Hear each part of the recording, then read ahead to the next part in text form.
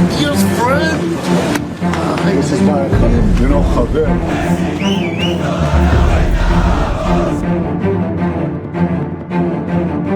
গ্যালারিতে নীল সাদার উচ্ছ্বাস আর মাঠে আর্জেন্টিনার গোল উৎসব। মেসির দেশের ফুটবল জাদুতে যখন মুগ্ধ পুরো বিশ্ব, তখন আন্তর্জাতিক রাজনীতির ময়দানে নতুন বার্তা নিয়ে হাজির হলো লাতিন দেশটি। জানান দিল মাঠে গোলের লড়াইয়ের বাইরে পর্দার আড়ালে কূটনীতির দাবার চাল দিতে ব্যস্ত আর্জেন্টিনা। দেশটির প্রেসিডেন্ট হাভিয়ের মিলেই তার ইসরায়েলপন্থী অবস্থান আরও স্পষ্ট করলেন। নিজেকে দাবি করলেন বিশ্বের সবচেয়ে বড় জায়নবাদী রাষ্ট্রপ্রধান হিসেবে, যা আন্তর্জাতিক রাজনীতির অঙ্গনে জন্ম দিয়েছে নতুন আলোচনার। প্রশ্ন উঠেছে, তবে কি মার্কিন ঘনিষ্ঠ ইসরায়েলের সঙ্গে কৌশলগত জোট বাঁধতে চলেছে আর্জেন্টিনা?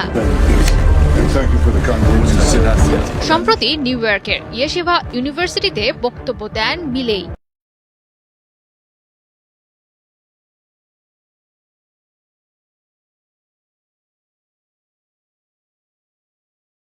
বলেন, এটি তার করা কোনো নিছক মন্তব্য নয়, শুধুমাত্র কোনো রাজনৈতিক সিদ্ধান্তও নয়, বরং তার দীর্ঘদিনের রাজনৈতিক বিশ্বাস আর আদর্শের বহিঃপ্রকাশ। দাবি করেন, পশ্চিমা সভ্যতার মূল ভিত্তি জীবন, স্বাধীনতা আর ব্যক্তিগত সম্পত্তির অধিকার। এসব ধারণার শেকড় আছে তাওরাত আর বাইবেলের শিক্ষায়। তাই এটি শুধুমাত্র কোনো ধর্মীয় মূল্যবোধ আর বিশ্বাস নয়, বরং রাষ্ট্র পরিচালনার দর্শনেরই অংশ। মূলত চলতি বিশ্বকাপের কোয়ার্টার ফাইনালে বিতর্কিত আর্জেন্টিনা মিশর ম্যাচের রেশ কাটতে না কাটতেই এমন বক্তব্য দেন মিলেই। নিজেকে তকমা দেন বিশ্বের সবচেয়ে বড় ইহুদিবাদী প্রেসিডেন্ট হিসেবে। যেন ফুটবল মাঠের উন্মাদনাকে কাজে লাগিয়ে লাইমলাইটে আসতে চাইছেন মিলেই। গণমাধ্যমে ইসরায়েলপন্থী বক্তব্য দিয়ে রাজনৈতিকভাবে দিয়েছেন স্পষ্ট বার্তা।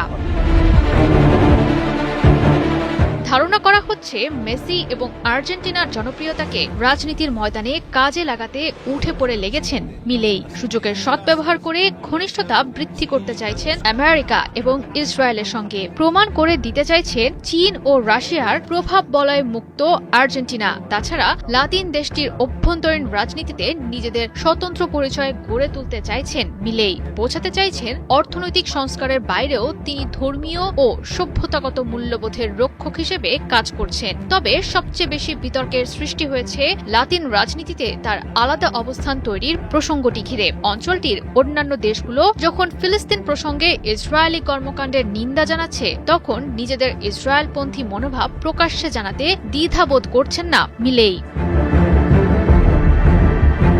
তবে আর্জেন্টাইন প্রেসিডেন্টের এমন কর্মকাণ্ড এবারই প্রথম নয়। প্রেসিডেন্ট হওয়ার পর তার প্রথম বিদেশ সফরের অন্যতম গন্তব্য ছিল ইসরায়েল। সে সময় তিনি জেরুজালেমের পশ্চিম দেয়ালে প্রার্থনা করেন, ইচ্ছা প্রকাশ করেন আর্জেন্টিনা দূতাবাস সেখানে স্থানান্তর করার। তবে সবকিছু ছাপিয়ে এবার আলোচনার কেন্দ্রবিন্দুতে ফুটবল উন্মাদনার মাঝে মিলেইর নতুন বক্তব্য।